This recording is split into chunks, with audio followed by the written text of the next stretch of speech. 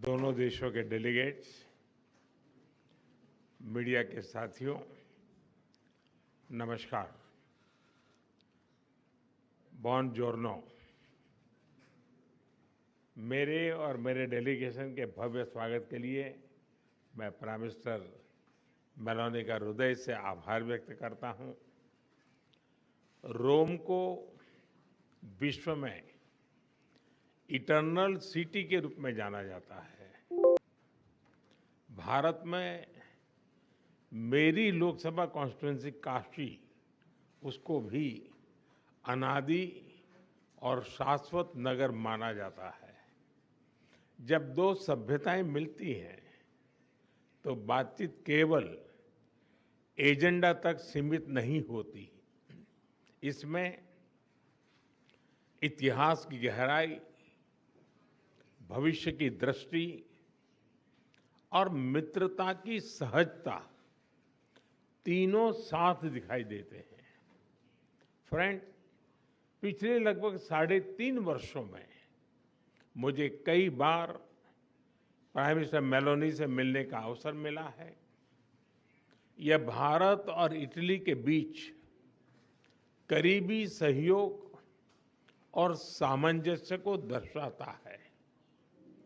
उनके नेतृत्व में हमारे संबंधों को नई गति, नई दिशा और नया आत्मविश्वास मिला है।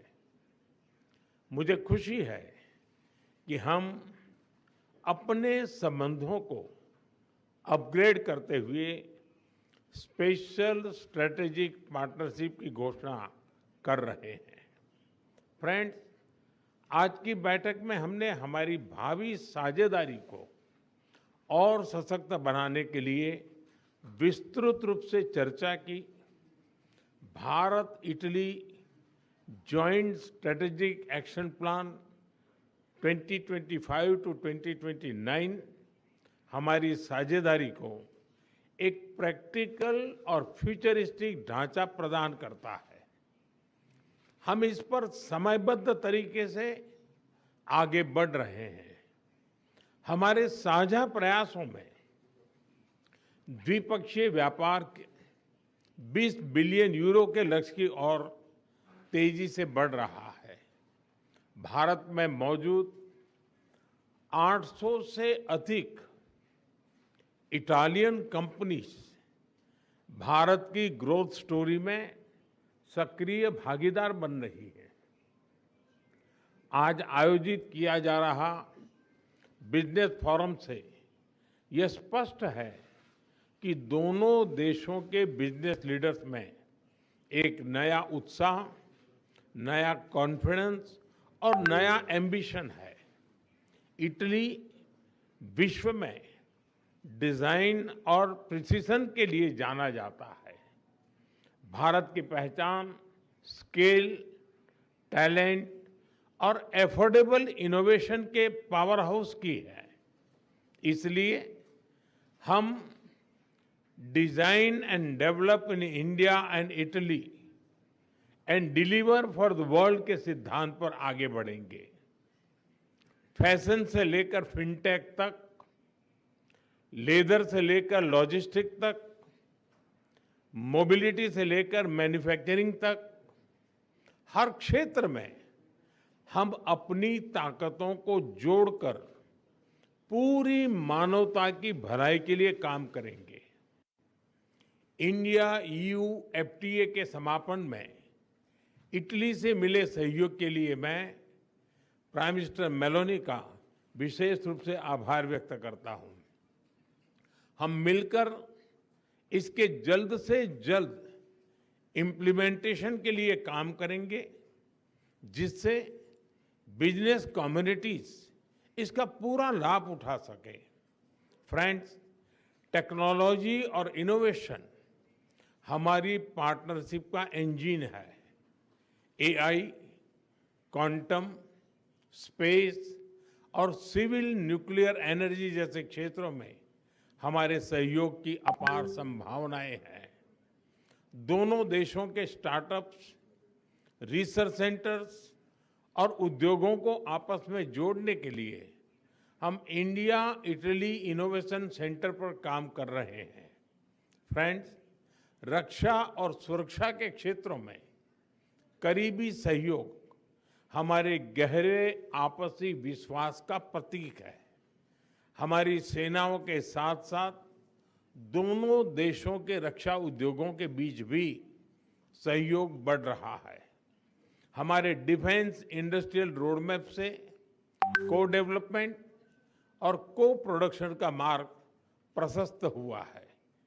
मैरीटाइम पावर्स के रूप में भारत और इटली के बीच कनेक्टिविटी के क्षेत्र में करीबी सहयोग स्वाभाविक है। हम मिलकर शिपिंग, पोर्ट्स मॉडर्नाइजेशन, लॉजिस्टिक्स और ब्लू इकोनॉमी पर काम करेंगे। हमने अपनी विन विन साझेदारी को तीसरे देशों तक ले जाने पर भी चर्चा की। इस दिशा में आगे बढ़ते हुए हम अफ्रीका में ठोस प्रोजेक्ट्स पर काम करने के लिए सहमत हुए। फ्रेंड्स, भारत और इटली एकमत है कि आतंकवाद मानवता के लिए गंभीर चुनौती है। टेरर फाइनेंसिंग के खिलाफ हमारी साझा पहल ने पूरे विश्व के सामने एक महत्वपूर्ण उदाहरण प्रस्तुत किया है। भारत और इटली ने यह स्पष्ट संदेश दिया है कि रिस्पॉन्सिबल डेमोक्रेसीज केवल आतंकवाद की निंदा नहीं करती, बल्कि उसके फाइनेंशियल नेटवर्क को तोड़ने के लिए भी ठोस कदम भी उठाती है। यूक्रेन, पश्चिम एशिया तथा अन्य तनावों को लेकर हम लगातार संपर्क में रहे हैं। भारत का मत स्पष्ट है कि सभी समस्याओं का समाधान डायलॉग और डिप्लोमेसी के माध्यम से होना चाहिए। फ्रेंड्स, हमारे ऐतिहासिक, सांस्कृतिक और पीपल टू पीपल संबंधों की झलक दोनों देशों में कदम कदम पर दिखाई देती है। इटली में भारतीय कला, योग, आयुर्वेद और खान-पान के प्रति आकर्षण बढ़ रहा है। संस्कृत और लैटिन जैसी प्राचीन भाषाएं एक ही भाषा परिवार से आती हैं।